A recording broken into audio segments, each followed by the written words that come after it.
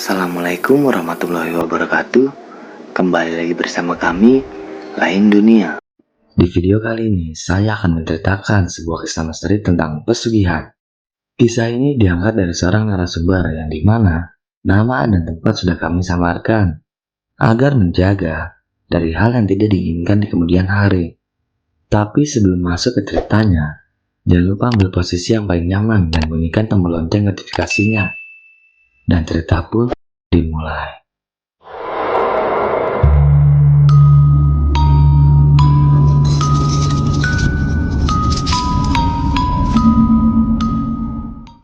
Perkenalkan, aku si Nyonya Besar. Kesiaranku adalah menjadi ratu dalam rumah mewahku sendiri. Suamiku tentu saja si Tuan Besar, dengan perawakan tegap dan sepatu kulit yang sering ia pakai. Siapapun akan setuju jika suamiku adalah laki tampan, juragan terkemuka di kampung kami. Orang-orang akan menunduk ketika ia lewat. Sosok lelaki sempurna, uang melimpah, mobil mengkilap, serta pakaian berlente. Wanita mana yang tahan godaan matanya? Entah mereka perawan, janda, atau bahkan jika dirimu yang sudah bersuami pun akan gila dibuatnya. Lalu anakku yang tersisa adalah si Nona Boda, satu-satunya penerus kami, dan kesayangan keluarga.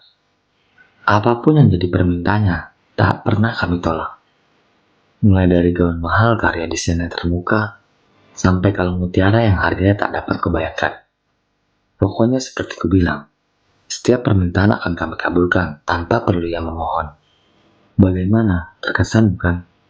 Tapi kau akan lebih terkesan jika aku bercerita tentang awal mula kekayaan ini. Dulu kehidupan kami tak lebih dari sepasang suami istri yang miskin. Pindah dari suatu rumah ke rumah kontrakan yang lain. Bukan karena kami bosan menempati, tapi si yang punya rumah bosan menagih janji. Makan juga seadanya. Bahkan sering tak kami temui di hari-hari naas. Suamiku si Tuan Besar, dulunya hanya seorang pesuruh, penerima perintah yang harus selalu mengangguk tanpa izin membantah. Suamiku tak pernah dapat memberi uang lebih. Jangankan lebih, sekedar cukup saja sudah membuatku senang. Anak pertama kami lahir, menambah tanggung jawab suami. Anak yang malang karena lahir di tengah kesulitan. Ia tak pernah merasakan nikmatnya segelas susu sapi, atau indahnya pelesir tempat-tempat wisata.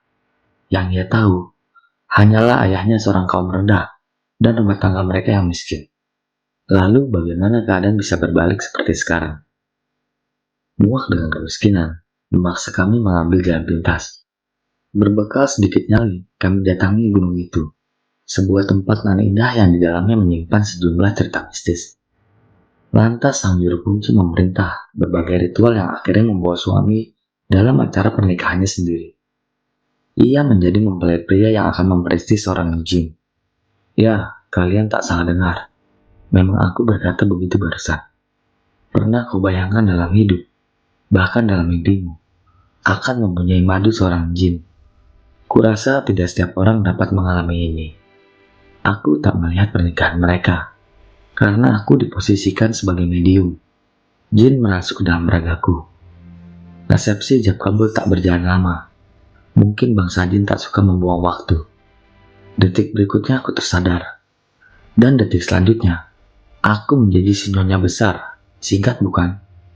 Pesugihan jin yang kami jalani adalah salah satu cara paling aman di antara pesugihan yang lain. Karena tidak memerlukan tumbal nyawa. Pesugihan ini hanya membutuhkan sejumlah sajian pada hari tertentu. Dan sebuah kamar khusus untuk mereka.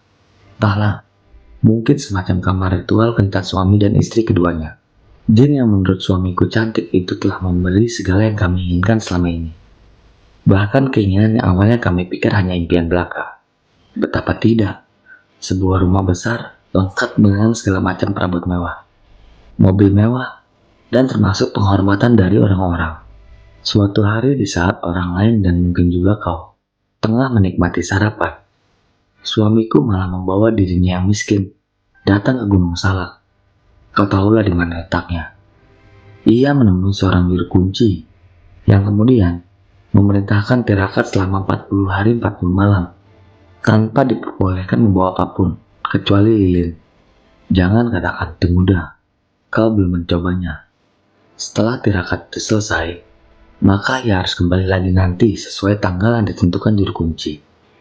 Ketika kembali, ia harus membawa aku, istri sahnya, atau setidaknya izin dariku, dan sesaji berupa wewangian, kelapa hijau, dan ayam bakar. Dihadirkan pula 2 orang saksi dan seorang penghulu, yang dalam hal ini menjadi urusan si juru kunci. Jin yang dipilih oleh juru kunci haruslah jin muslim, agar tidak menuntut nyawa sebagai tumbal. Di sini kredibilitas seorang juru kunci tampaknya akan diuji. Sayangnya, pilihan juru kunci salah kepada suamiku. Sayangnya juga, kesalahan itu baru kami ketahui setelah bertahun-tahun kemudian.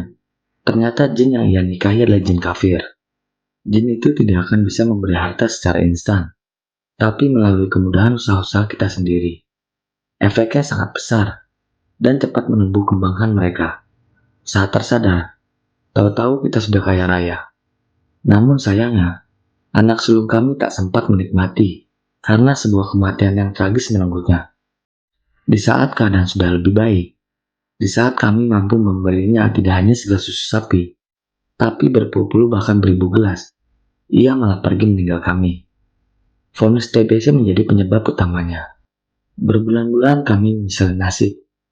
Akhirnya aku sedikit lupa peristiwa kematian itu, dan mulai menjalani hidup lagi sebagai si nyonya besar.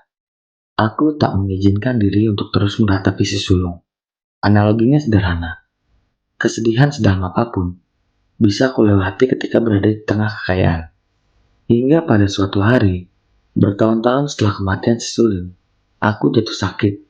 Suhu tubuhku mendidih, dadaku sesak, dan entah mengapa, bayang-bayang kematian menari di pelupuk mata. Bisa kulihat wajah suamiku yang kacau menyaksikan penderitaanku ini. Cairan infus di rumah sakit termahal masuk dalam tubuh melalui selang kecil. Suamiku berfirasat jika aku adalah korban tumbal berikutnya. Pertolongan dari orang pintar juga tak berbuah hasil.